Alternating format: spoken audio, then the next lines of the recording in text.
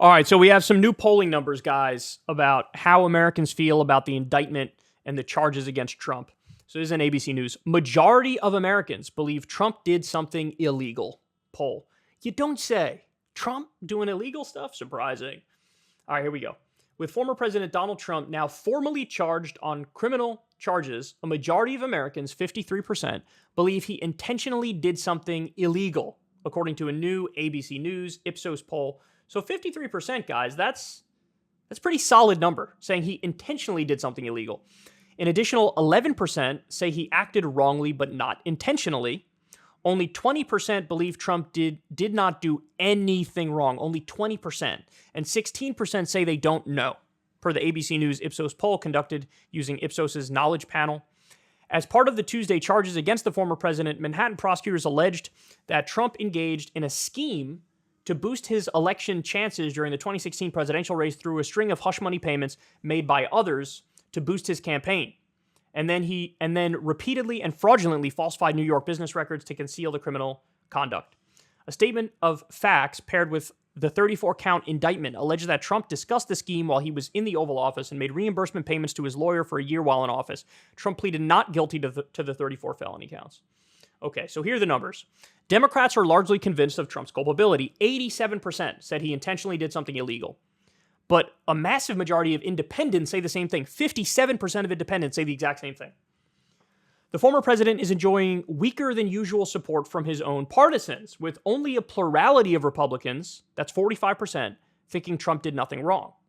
And the rest of the party split among the belief he intentionally did something illegal, 19%. He was wrong, but it was unintentional, 18%, or they simply don't know, 17%. So that's an interesting point, guys. Only 45% of Republicans think Trump did nothing wrong. ABC News Ipsos asked nearly identical questions of the American public in polling conducted last week immediately following the historic indictment, and once again after the charges were made public and Trump was formally arraigned. Between the weeks, some modest but clear trends have emerged. The announcement of formal charges has nudged public opinion slightly against Trump. So here's what I'm talking about, the normie instinct. Particularly among independent voters, as of April 1st, exactly half the public said the charges against Trump were either very or somewhat serious, and 36% said they were not. Now, after the indictment has been unsealed and the public has heard Trump's condemnation of the investigation, 52% find the charges very or somewhat serious, and 39% deem the charges not too serious or not serious at all. But either way, more Americans are making up their minds. While 14% of the public did not know how they felt about the severity of the charges as of April 1st, that figure has now shrunk to 8%. Independents had an 11-point shift in their views of the severity of the views the polling showed. I think it's supposed to say severity of the crimes. Last week, 43% of independents found the charges very or somewhat serious. This group, a critical voting bloc for the once again presidential candidate, has swung against him. 54% now say the same. More Americans believe this week that Trump should have been charged with a crime, with 50% saying he should have been. Wow. 33% saying he should not, and 17% not knowing. Roughly the same percentages say that the charges are politically motivated, with 50% saying they are, 36% saying they aren't, and 13% not knowing. So in other words, look, this sort of backs up the previous poll that we read on this, which is Americans acknowledge that this is somewhat political, right? But it's also merited, and he also did it, right? And it was intentional. So, like, they have all these different beliefs at the same time, and I think they're correct. I think that's all accurate. I do. And so, look, these numbers are stronger than they were before, and stronger than I think most people would have guessed. And my guess is, guys, soon as you get to indictment number 2, indictment number 3, potentially indictment number 4, you get to some convictions. You could see a reversal of this sort of surge in popularity he's had among the Republican base, or at the very least a stalling out of it. But more importantly, the independents are going to keep fleeing. Basically, nobody who's not deeply in the cult is going to be interested in Donald Trump from then on out.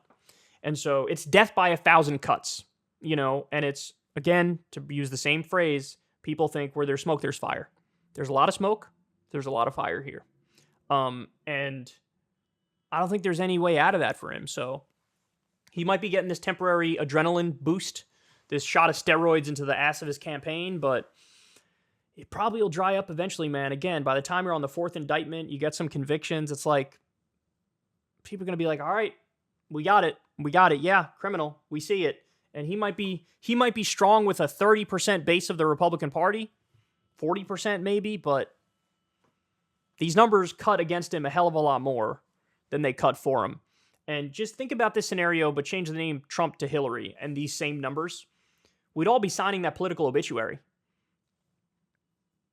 And so with Trump, maybe it's a slightly different scenario, but as the old saying goes, he's up Schitt's Creek without a paddle, man. He really is.